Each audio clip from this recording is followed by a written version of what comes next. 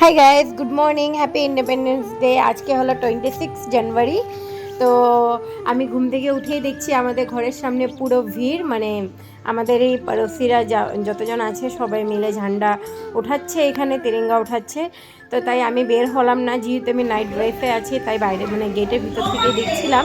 আর গেটটাও খুলিনি, যে মানে অনেক ছিল, তো অনেক লোকজন ছিল, তাই গেটটা খুলতে ভালো লাগেনি। তার জন্য আমি মানে ঘরের ভিতর থেকে দেখা যাচ্ছিলো তাই দেখছিলাম, আর একটু ভাবলাম ভিডিও ক্লিপ নিয়ে নিই তোমাদের জন্য শেয়ার করবো বলে।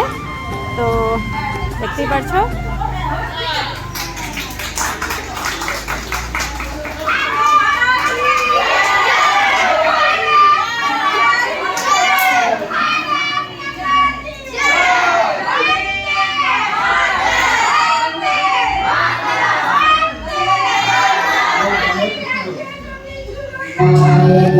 তো পতাকা ওঠানো হয়ে যাওয়ার পর আমার বান্ধবী চলে এসেছে। তো আমরা পিকনিকের প্ল্যানিং করেছি বাইরে গিয়ে খাবো বলে।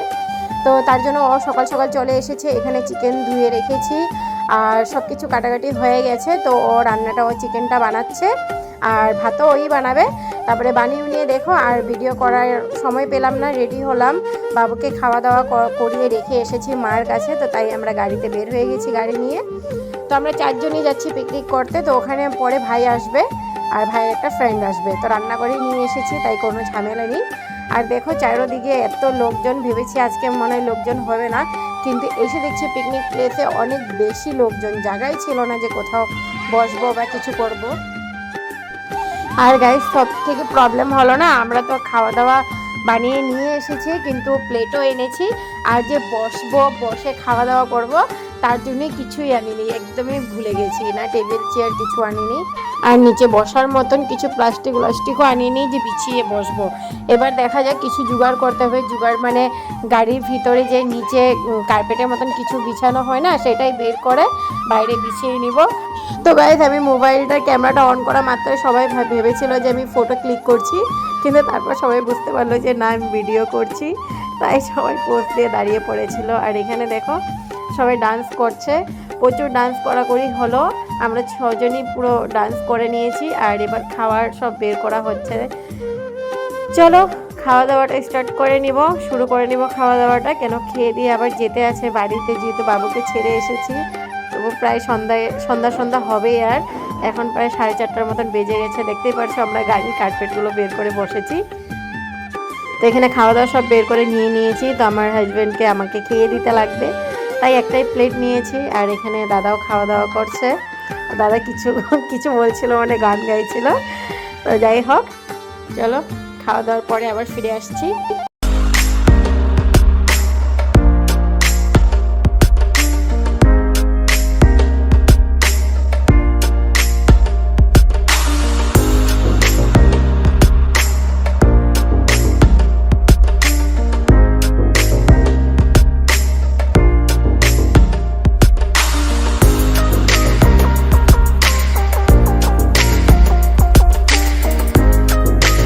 তো গাইস, খাওয়া দাওয়া শেষ করে বের হয়ে গেলাম বাড়িতে যাওয়ার জন্য, বের হয়ে পড়েছি। আর এখানে গাড়ি স্লো করে যেতে ছিল সব, মানে পুরো জাম লেগে গেছে। প্রচুর পিকনিকের জন্য লোক এসেছে, তো তাই পুরো রাস্তা জাম হয়ে গেছে যাওয়ার সময়। তো তাই বাড়িতে যাই, গিয়ে দেখি। আবার বাড়িতে যাওয়ার পর রান্নাবান্না রয়েছে, কেন যে মা ওখানেই আছে। তো মাকে বলেছি কিছু একটা বানিয়ে রাখতে। তারপরে দেখো চলে আসলাম বাড়িতে। এসে প্রথমে বাবুর জন্য দুধটা গরম করে রেখে দিচ্ছি। আর এখানে মা রান্না করেছে না, আলু গাজর সব, মানে সবজি একটু একটু মিলিয়ে সব ভেজে রেখেছে, আর বানিয়েছে ডাল। তো রান্না করে মা আধা আধা নিয়ে গেছে।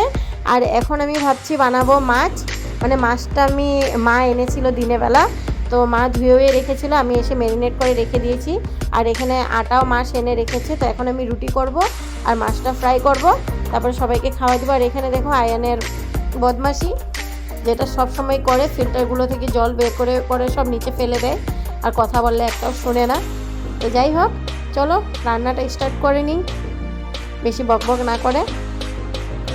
তো চলে আসলাম কিচেনে। আবার এসে সবার প্রথমে মাছগুলো ফ্রাই করে নিব, আর সাথে ডালটা ভাজাটাও গরম করে নিব, আর এদিকে রুটিও বানাতে থাকবো।